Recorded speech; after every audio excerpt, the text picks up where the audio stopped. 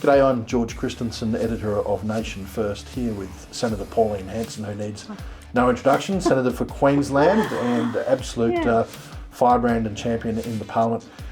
Senator, congratulations first on getting an increase in One Nation senators, doubling your numbers here in the Senate. That's really good to see, because we need more warriors for freedom and common sense in the Parliament. But I wonder now, with that increased numbers, what your agenda is going to be over the course of the next 3 years. Oh, George, look, it's about keeping accountability. Our government just can't introduce whatever they want to without being challenged, and is it in the best interest of Australia and for the Australian people? I think that's very important. Some of the legislation they're putting forward, the superannuation tax, is concerning a lot of Australians, and they don't want it. I think it's an unfair tax. I think we're one of the highest tax countries in the world. Sick and tired of more taxes, because they're incompetent, they can't rein in their spending. They're like a drunken sailor throwing the money around and expect the taxpayer to pick up the bill all the time.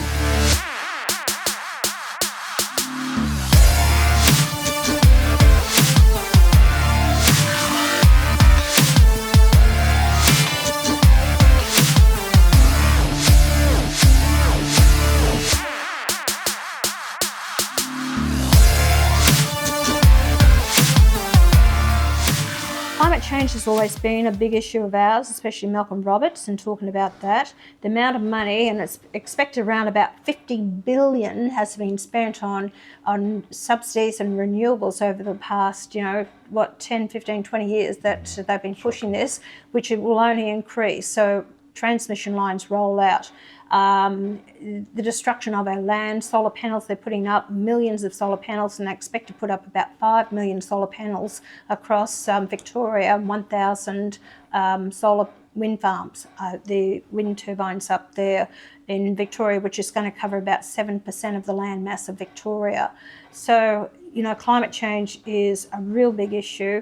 And, I really would like to have a great debate, a Senate inquiry, because I tell you what, we never really have. They said it's based on science. Where's your proof of science? Where is the science to back this up?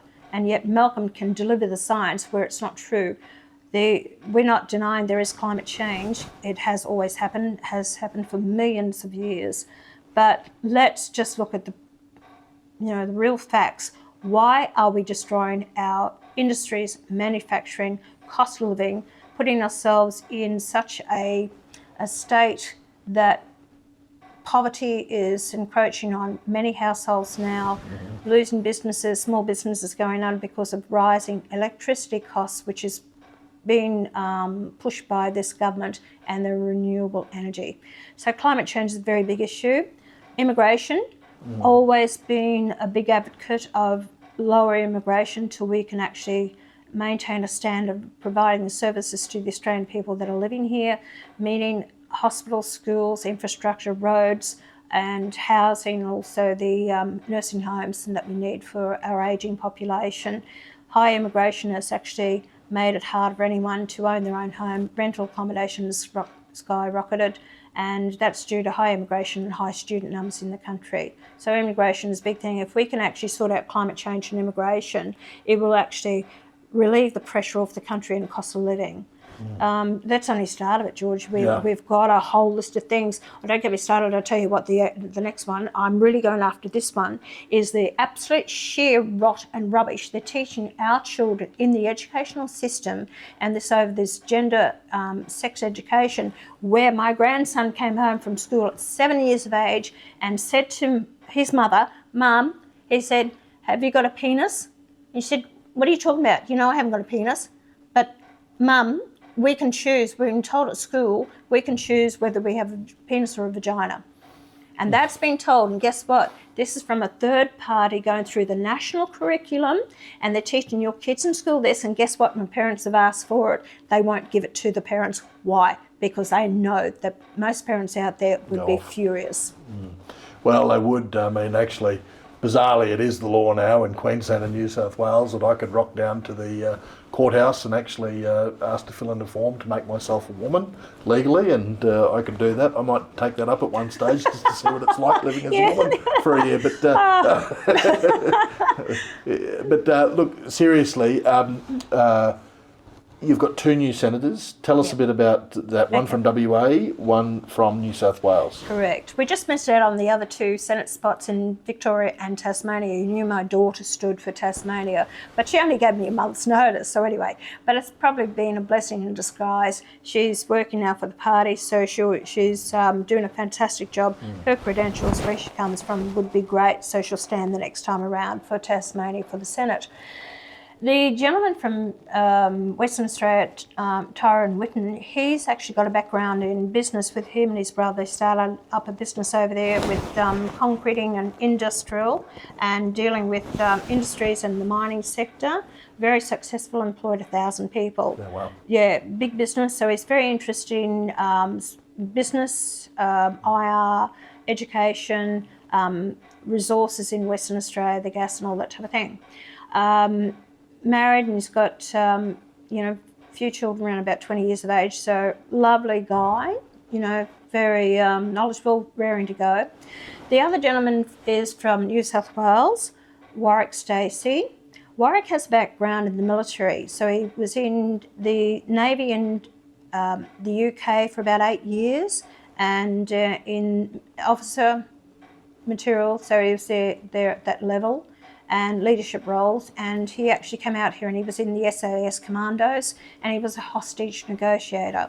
So he's very much into defence. Be good here in the Senate. Yes, negotiator. yeah. Well, there's not many people on the floor. I know, that's what I said. I said, good, I've got Warwick there now. If Lydia Thorpe carries on with that, he can be the hostage negotiator between her and I. Yeah. So anyway, he's just delivered his first 2-minute speech on the floor of Parliament, not his maiden speech. So he spoke about welcome to country. And of course, yesterday, the first time we all turned our backs on the welcome to country. And I just wanted Australians to know, okay, I'm not turning my back on Australians. If not, I'm there to stand up for Australians. Why I turned my back, and I just didn't do it yesterday as a stunt. I've been doing it for nearly 3 years now. But it was great to have my colleagues support me in this because they believe in turning their backs on it as well. I'm turning my back on these political agendas that are dividing us as a nation, and these,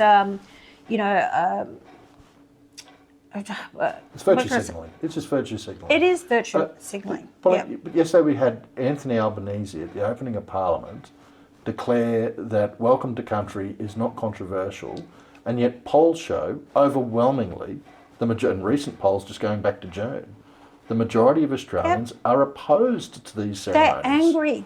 And FOI documents have revealed, Freedom of Information revealed, that government departments down here in Canberra that have paid for these welcome to country ceremonies have paid up to $6,000. I mean, that's an air conditioner in a school classroom in Arnhem-land. It's disgraceful. Why are we doing this virtue signalling when that money, because it all costs, it's all George, industry. this has been implemented from the 1990s. It goes back to 1988 when Peter Jull, who was the architect of what happened with Nunavut and the Inuit people in Canada, and they were actually going to do this. They wanted the same thing here in Australia, and that was to actually have a nation within a nation. Yes. That's where the voice to Parliament was about. The structure in the Constitution to accept these voice to Parliament, and it was going to allow then the government to put forward the legislation afterwards, how much money, the conditions, what was going to happen then. So it was going to be a nation within a nation. They're a bunch of liars. Yeah. Deceitful liars are not telling the Australian people what their agenda is for us. And I will keep opposing this. I'm sick of tokenism and putting people in these places. We are Australians, and we are the only ones really pushing back. You don't hear it from the Nats, you don't hear it from the Liberal Party, you will not hear it from the Greens or the Labor Party. And we are going to be so divided in this nation if we don't stand up and fight for this and push against this rubbish. Well, good on you, Pauline. Thank you. You're saying what a lot of us are thinking, and you're pushing against the nonsense. You are certainly someone that doesn't need to be welcome to your own country. Thank you very much. Thanks. Thank you.